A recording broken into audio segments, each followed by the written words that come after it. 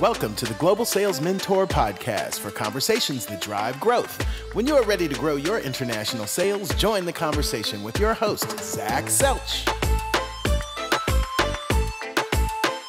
Welcome back, Conversations That Grow International Sales. Thanks for joining us. I have here a friend who has been a friend of mine for a very, very long time, Grace Preston, who is an international sales leader, and she knows what she's doing, and she really understands this whole stuff. And it's always fun to have somebody who knows what they're doing on. And we've known each other for years and done a lot of different cooperations. We've never actually worked in the same company, and we've never actually competed, but we spent a lot of time at the same trade shows, dealing with the same people. We've shared distributors over the years. So anyway, welcome, Grace. Thank you so much for joining us. Hey, Zach. Good morning. Thank you so much for having me. And it's okay to say that we're old friends because we are old friends. Yeah, I have a friend who's the longest friend I've had. We met when we were about 3 or 4, and we still stay in touch occasionally. We're not really close, but we still stay in touch. And every time on her birthday, I'm thinking, I really hate saying to my oldest friend, because, people don't necessarily want to hear that, but that's what it is, right? We've been old friends for a long time now. I want to say going on 15 years at least, right? Anyway, welcome. And why don't you tell everybody a little bit about yourself? Sure. Well, as you said in your intro, I am an international sales professional. I've spent my entire career kind of building up from the inside to the outside. And now, many years down the road, I'm happy to say that I've been successful in my international sales career, thanks to a lot of friends like yourself. I'm currently working for a company called Optum, OPTIM. We make flexible endoscopes for use in healthcare, in industrial applications, and security applications. So basically, on the healthcare side, we sell our scopes to ENT doctors. And my favorite joke is to tell people we do the top, not the tail. So we don't sell endoscopes that go elsewhere in the body, just up the nose, the nasal cavity into the larynx box, that type of thing. So we do that for healthcare.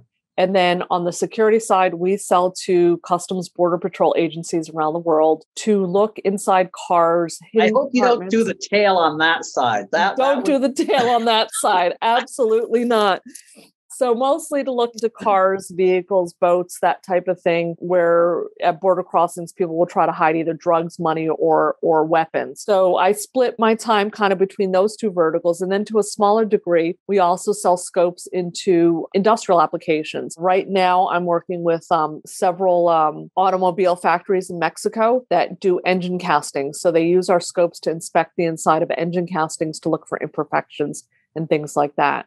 So it keeps me quite busy. Obviously, we've had quite a challenge over the last year, as you and I are both road warriors. So we found ourselves in our home offices a lot more and trying to reinvent how we do business internationally. So That is myself in a nutshell. Very cool. And maybe tell us a little bit about how you got into this. Oh, okay. So your origin story, as it were. Back in the day, since we are old friends, back in the day, there was never an international business curriculum in university or college. And I'm not sure there is today either. Yeah, but go on. Yeah. So I think now you find folks that kind of major in international business or something like that. Back in our day, there was no such thing. So I was on the track to go to law school, and I had done a liberal arts degree at the University of Connecticut, and I was on my way going to go to law school. And I came out of the University of Connecticut with a degree in political science focused on international relations. And I decided I didn't want to go to law school. Yep. So what do I do? So I thought, well, I want to kind of get into this international business thing. So I started working for a company in their international business division, international division, on the inside, doing contract administration and sales operations, that type of thing. And then eventually work my way out. Yeah. And that's not an uncommon way. I know a lot of people who started because there isn't really a set path, right, for getting into it. So pretty common. And you have, again, it's sort of funny. Everybody seems to have some type of an international family background when they get into this. So you have an international family background, right? I do. Both my parents immigrated from Lebanon. My parents were born and raised in Beirut, in the north of Beirut, and they immigrated to the U.S. in the mid-50s. So I am one of 6 children that my parents had. I was born in the US, but I have two siblings that were actually born in Lebanon. So I was brought up in an Arabic family. Right. And do you ever converse Arabic in business? I know the answer to this, but I'm just asking for the viewers. So I don't, one of the biggest regrets that I had is at the time that my parents immigrated, we wanted to integrate into the American society. My dad was very proud. Like a lot of immigrants, right? Yep. Yeah. My dad was very proud and very happy to be in the land of opportunity. And we didn't want to be different. We wanted to be Americans. So my biggest regret was that my parents didn't force us to speak Arabic. We spoke it in the home. My parents would speak a combination of English, Arabic, and French, but the response was always back in English. Yeah. So I tell people now, when I'm immersed in the Middle East, I can understand Arabic, no problem. But conversationally, I don't really speak it, but I can understand it fairly well. And you don't have to put a number on this. How much business have you done in the Middle East without speaking Arabic? So I do a lot in the Middle East. Right. And I always say to people, it's great to have languages, but that isn't what should hold you back from getting into international sales, right? Absolutely. So when I first embarked on this career, I had a lot of folks that told me that I could not get into this field because there were a couple factors. One, I wasn't really proficient in a second language. I didn't have any second language capability, and again, I hate to kind of say this, but because I am a woman in really a male dominated area, there was that strike kind of against me. Yeah. And, those two things coupled with lack of experience, I had a lot of people tell me, no, I couldn't do this type of career. And you're successful, right? We've known each other. You're very successful at what you do. I'll tell you my take on the woman thing, right? I think this is my take as a middle-aged white cis guy, right? So I might not have a vote in it, but I believe that in very masculine markets where the culture is very masculine, having a woman very often is actually an advantage, because I feel, this is my personal opinion from the side, I feel that where distributors might argue with me just over a whole, well, I'm the alpha, I don't want to accept what you say point of view, very often it's a lot harder for a guy who grew up in a very masculine culture, it's a lot harder for him to argue with a woman, right? And I think sometimes in the trainings, I prefer to have a woman do the trainings because I believe they're going to get better attention and less pushback from the audience. That's my feeling. What do you think of that theory? Yeah, I mean, I've had only a few occasions where it was awkward, so for lack of a better word. But, I think for the most part, I've been able to connect with people, whether it's because I am female or not, or, I don't really know. Is it my personality? Is it my gender? I can't tell you, but I've never really had a situation where I've gotten a lot of pushback, a couple times here and there, but I think mostly it was cultural with certain cultures. But, I've always found a workaround. So it's never held me back, I guess, is the best way to put it. Yeah, I would say that I can't think of a situation, and I've worked with a half dozen women over the years in these type of roles. I can't think of a situation where I said, boy, it was a mistake to bring a woman, or boy, it was a mistake to put a woman in that job, even if people think it's going to be a problem. I have a woman now working with Iran and Afghanistan, right? And you would think those are the markets that are going to be the most problematic, and they're not, right? You go to Saudi Arabia, there are women in the Ministry of Health, right? So you just have to know how to do it. But I don't see any market or any position where there's a definite downside to having a woman in the job, as far as I'm concerned. Yeah, I think things are changing, and you and I have discussed this in the past before. Right. Especially, in certain countries, especially the Middle East, right? They love American companies and they love American products. A lot of them have been Western educated, right? So anybody with any decision-making capability has been Western educated. Exactly. And if they spent, 4 years at the University of Michigan, they're perfectly comfortable talking business with a woman, right? Exactly. So what I feel is that I'm welcomed as a representative of an American company, right? So that's how they see me first and foremost, and I am their connection to the American company. And so I enjoy the role. I enjoy, I guess, the play back and forth with my male counterparts, right? And I don't offend easily, I guess. Look, I think I think when you're dealing internationally, you can't offend easily, right? Because they're always going to be saying, I encounter anti-Semitism all the time in different places, right? And I look at it like I'm there serving my company, creating jobs for my manufacturing people. I can't take it anything personally, right? So you do have to be a little thick-skinned sometimes. But the bottom line is very often these things that might offend us are not done with malice. They're done just because they're part of the culture and people are very used to it, that's part of international business, I mean, every culture has a bias. Whether we talk about it or not, every culture has a bias. That's definitely true, right? That's the world, right? So talk about maybe like, what was the most interesting sale you ever made? Oh, you're putting me on the spot. I want to hear some funny stories. Yeah. Gosh, now you're totally putting me on the spot. I hadn't even thought about that. I think like you, I enjoy the relationship building. And a lot of times it's in international business, very rarely do we have a sale that happens like that. It's usually a long-term process, a long-term building that relationship. Right. And especially if you deal with any infrastructure or government agency, it could take years. It could take years. Oh, yeah. Yep. So, I think for me, that whole process, of building the trust, of building the relationship is very interesting. My family always laughs when I come back from some of my trips and I tell some stories. And one of the most recent ones was, I guess the last time I was working with a certain distributor in Abu Dhabi, we were working on a military base. And that is always fascinating to me because I get to see what goes on behind the curtains and,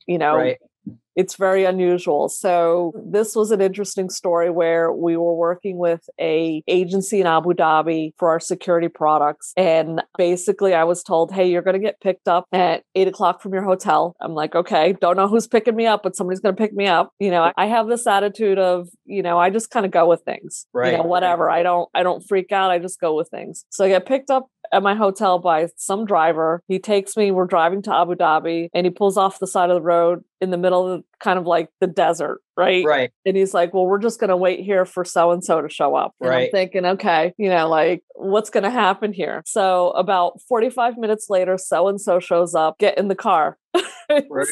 So I get in the car and he goes, okay, we're going to go to this military base and, you're going to have to go in separate because you don't have clearance. I have clearance. So we go to this military base in the middle of the desert and, there's soldiers and tanks and guns and everything flowing. Right. And he goes, okay, you have to go in there and you have to tell them you've got a meeting. I have no clue who I have a meeting with. Right. Not a name, not a clue, not a department. And you're talking to the army. You're talking to men in uniform with guns now. Right. Yeah. So I walk in this room and it's like chaos. Right. Yeah. And the guy's like, who are you? First thing. Yeah. Who are you here to, give me your passport, right? So, there's always that like quick sense of panic, like, okay, I'm just going to hand over my passport to somebody I don't know in the middle with a gun and in the middle of nowhere. I have no idea how I get back to my hotel. Yeah.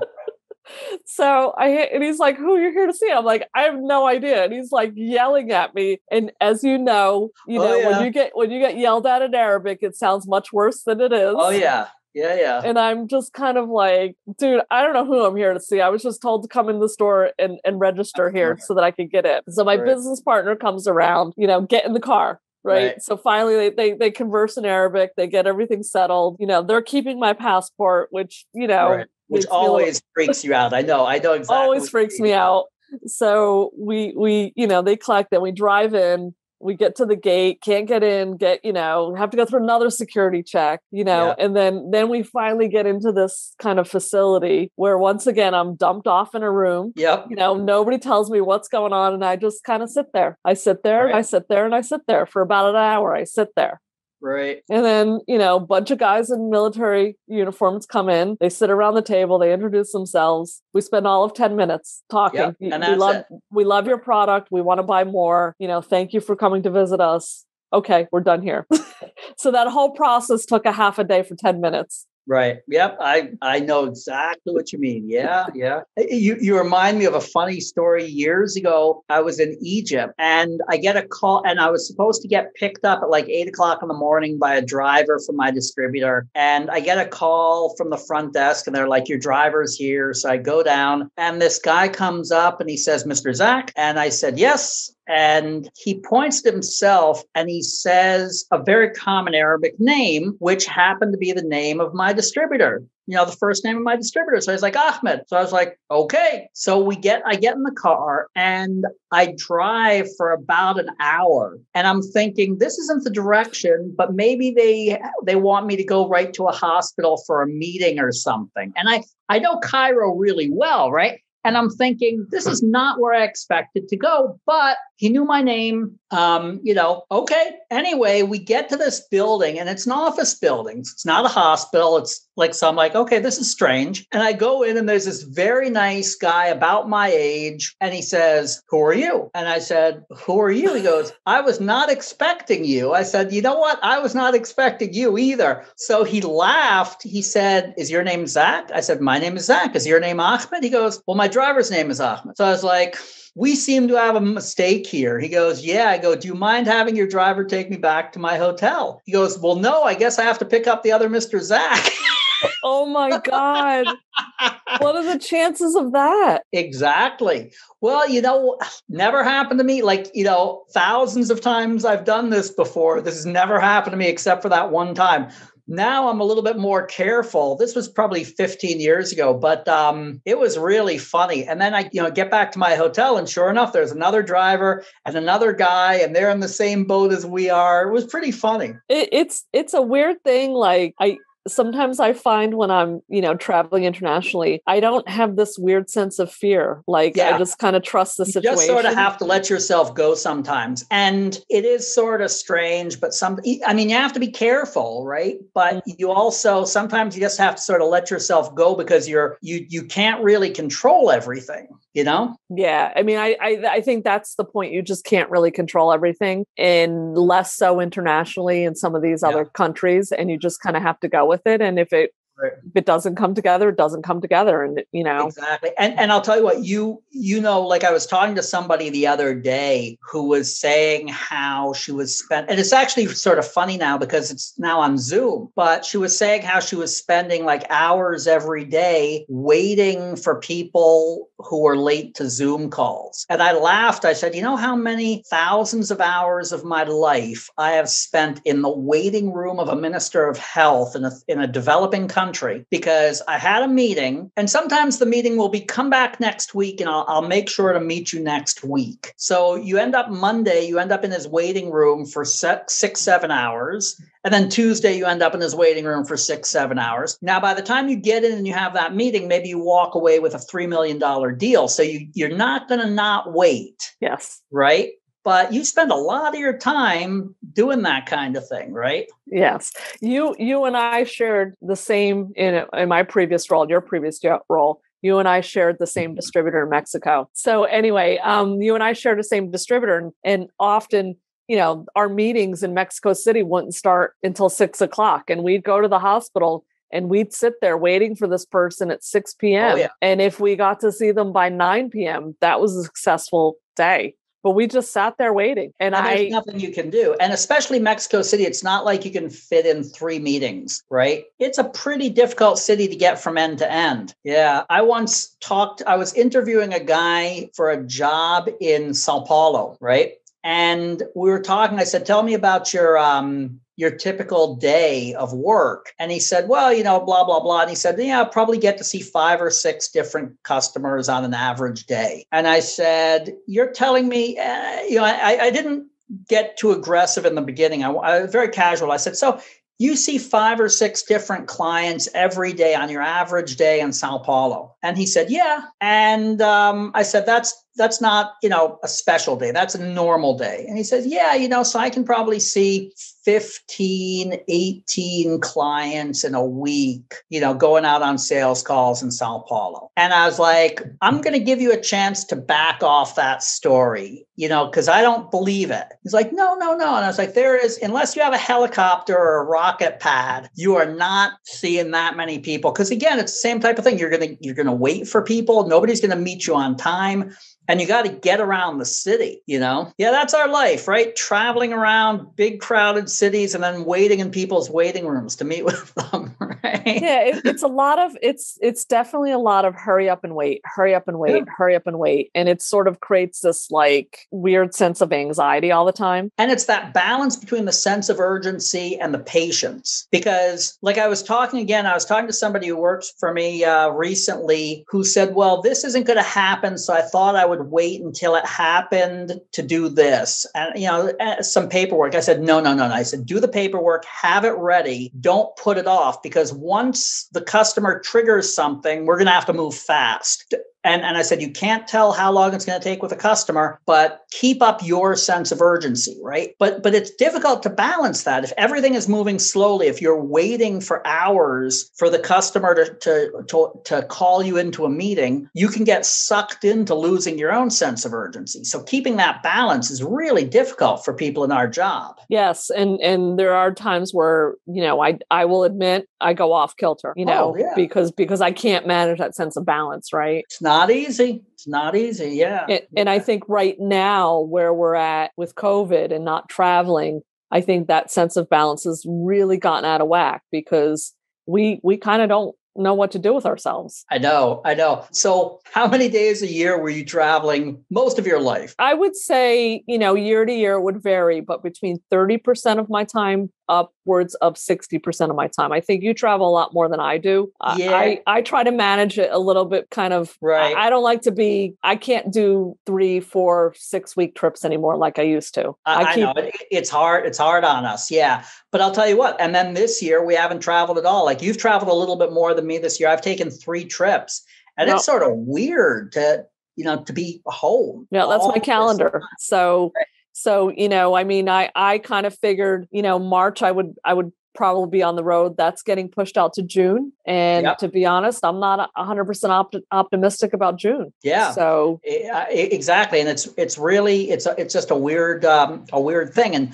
But during a normal year, during 2 years ago, right, it was that the whole structure of our lives was, well, you return from a trip, you unpack, you spend 3 days doing some stuff, you pack, you go out on a trip again, back and forth, because that's how you close business, And that's, with any luck, our lives 2 years from now will be back to that, more or less. What are your thoughts on that? Do you think we're going to go back to the same way we were 2 years ago, or do you think it's going to be an adjustment, or what are your thoughts? I think there's going to be a slight adjustment. I still think there's always going to be the need for face-to-face, particularly on the international side, because it comes back to that relationship building. Nobody's going to do business with you unless you build that relationship. And as good as technology is, people still want to see you. It was that 10-minute meeting. I spent a half a day to go to that 10-minute meeting. I know exactly what you mean.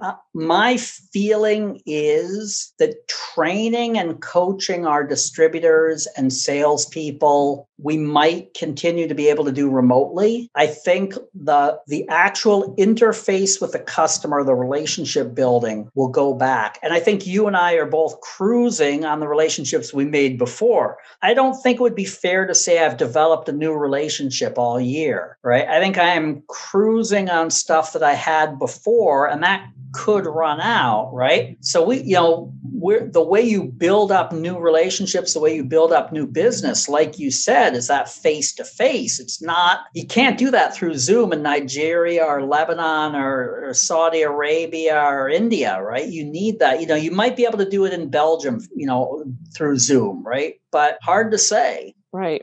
I wouldn't use the word cruising. I would use the word creative. We've been creative over the last year to maintain right? to make sure that we're staying in touch with the people that we establish relationships with pre-COVID. Right. But I would agree with you. It's very difficult to be establishing new relationships right now. So we can plant those seeds. We can have the outreach now, which is what I'm doing. I'm trying to find new people. I have the outreach now with the anticipation that when things get better, I'm going to come and see you. Right. That's exactly it. Yeah, that's exactly it. And I'm doing that a lot. I'm saying to people, yep, next year we'll see. I'm sure we'll see each other at Arab Health next year. I'm sure we'll see each other at Medica next year. I'm sure, we'll have a meal together next year. So hopefully that'll be the case. Yeah, we hope so, because I'm not quite sure I could last another year without going anywhere. I know. This is totally off topic, but I just watched the Stanley Tucci show on Italy. I don't know if you've caught that. I haven't yet, but I will watch it. And my wife and I are sitting there going, we so miss, going to Rome, going to Napoli, right? And it's just like going into a restaurant and having a plate of fresh pasta that somebody else cooked is something that we're all going to appreciate when it comes around again, right? Exactly. I mean, those are the things that just, really, I think, we work hard at what we do. We give up a lot of time, but to offset it with those types of experiences, the good food, the fun, the relationships we make with people, the new friends we make, and seeing things that are outside of the four walls of our home offices. I mean, that's what keeps us going. That's the thrill of it, right? We kill ourselves, but then that's the reward we get. You know what? That's a really, really valid point. And I talk a lot about return on investment and driving revenue and creating jobs. But, I don't even like to admit this typically, but the reason I got into this because I wanted to see the world, right? Same. And it's sort of like that whole bit. I told a story in my book about this guy once. I was at a trade show in Brazil, and I'm talking to this American guy, and he goes, "I'm really happy. There's an Outback Steakhouse next to my hotel, so I know what I'm going to eat for the next 5 nights. I don't have to worry about getting sick." And I wanted to say to him, you are in one of the great steak cities in the world. You could eat a steak in a different world-class restaurant every night, all week, and yet you're going to go to an American chain restaurant, right? And that's the thing. I'd like to get out and really see the cities. And I think it helps business too, right? Because my distributors and my customers understand how much I'm connected to their countries.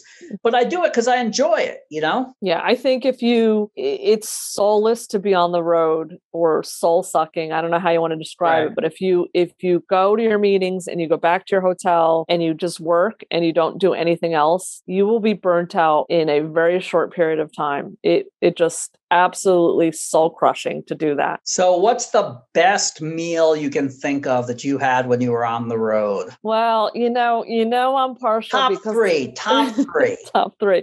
Well, I'm partial to Lebanese food because I was brought up Lebanese. Right. So it's a big comfort food for me. Yeah. So, going to Beirut and eating Lebanese food is definitely my top thing. I absolutely love. And I'll tell you what. Okay, so you didn't grow up in Detroit, did you? You didn't. No, I grew up in New England on the East Coast. Right. So, but so you can go to Detroit and get a pretty good meal. But I'll tell you what, like when I took my wife for real Lebanese food in the Middle East, she was like, "Oh my God, this is totally different from what you get. Even the best place in Detroit or the best place in Chicago, it doesn't compare. It's a produce driven. It's grandmas and produce that drives it, right? Yeah. Anyway, I'm sorry. Go on. No, so that's always sort of like my, that's my comfort food, and the litmus test is how close it is to my mother's cooking. Right. That was always the litmus test. So that's probably number one for me. And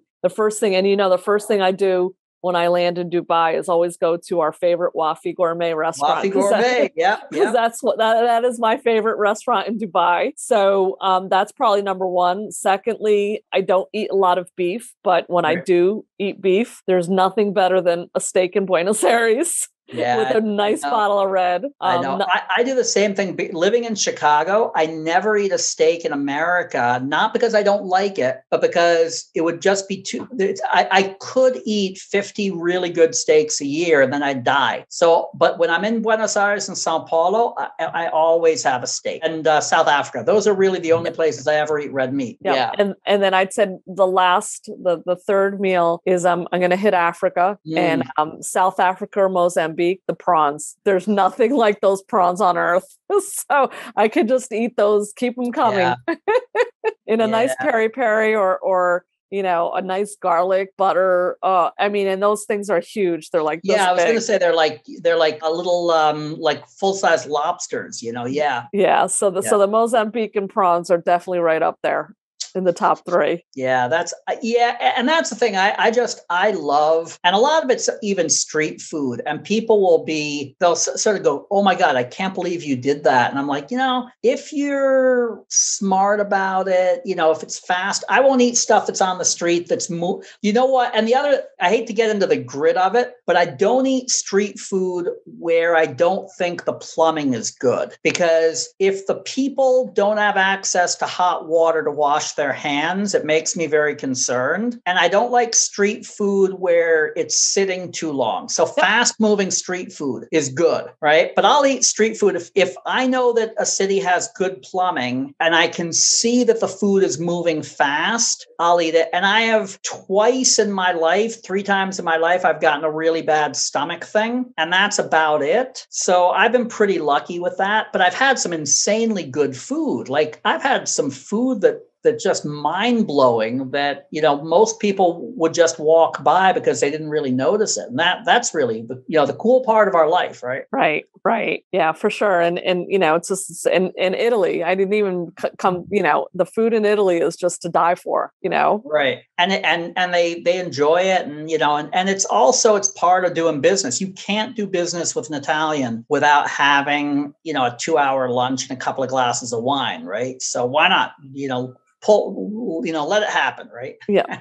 I always tell people the absolute worst food in Italy that they consider the worst food in Italy is 100 times better than our best Italian food here. So pretty much. Have you ever eaten in the train stations in the, what do they call it? The auto grill? Do you know that chain? No. So in the train stations, there's a chain called Auto Grill, which is a fast food restaurant. But what they do is they have like 3 salads, 3 pastas, and 3 meat dishes, or 2 meat dishes and a fish dish every day. And it's, $12 for a 3-course meal, and then $15 you throw in a little bottle of wine. And it is better than 99% of the Italian restaurants in America. And it's fast. It's at the train station. And it's cheap, right? Because you can't sell bad food in Italy except to tourists, because the Italians would kill you if you tried to sell them bad food, right? I mean, train stations. The best sandwiches I've ever had,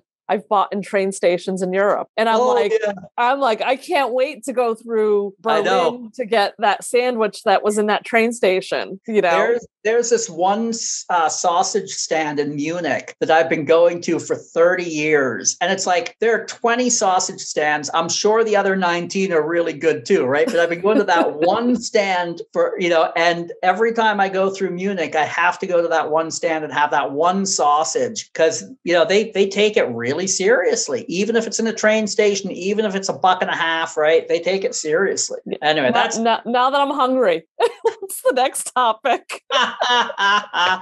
Well, I don't want to take up, more of your time than you contracted for. So I appreciate it. Any final words for you're looking at 22-year-old Grace trying to figure out if she should go to law school or not. Any words of wisdom to somebody getting into this field as a youth? Yeah, I think don't be afraid of it. We more so today than 20, 30 years ago. We live in a global society, so don't be afraid of it. It's not easy. Stick with it. Pack your patience. I think that's something that I tell everybody. What we do is not, we're not going to get POs every day. Unfortunately. So pack the patience. I think it's, as an American companies, they have to diversify. This market cannot handle growth. So how do you grow your business? New product or new market? So it's easier. It's easier to go after new markets. But it is, and more profitable. And very often it's going to add more value to the the company, right? $100 million American company that sells $10 million more domestically doesn't really grow in value. $100 million company that sells $10 million internationally, their value as a company might go up 30%. Yep.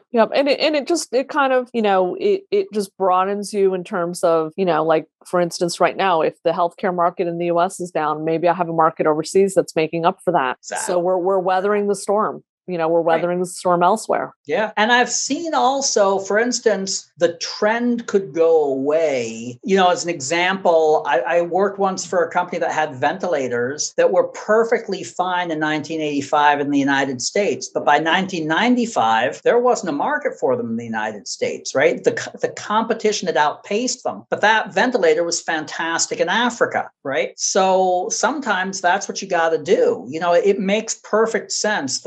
The more options you have, the more revenue you can generate, right? Right. And it's fun. I mean, you have to have that open mind and you have to go into it and with an open mind, and hopefully you've got management that, stands behind you and lets you do your thing. So, I just tell everybody, don't be afraid of it. Just take the risk. Don't be afraid of it. That's great advice. Great. Well, thanks a lot, Grace. I really appreciate your time here. This has been a blast. I think I just love some of these conversations just because it's sort of like talking to old friends over a meal, right? So anyway, great having you. Thanks a lot for everybody listening in. Please subscribe to the podcast, Conversations That Grow International Sales. Thank you very much. Thank you, Zach.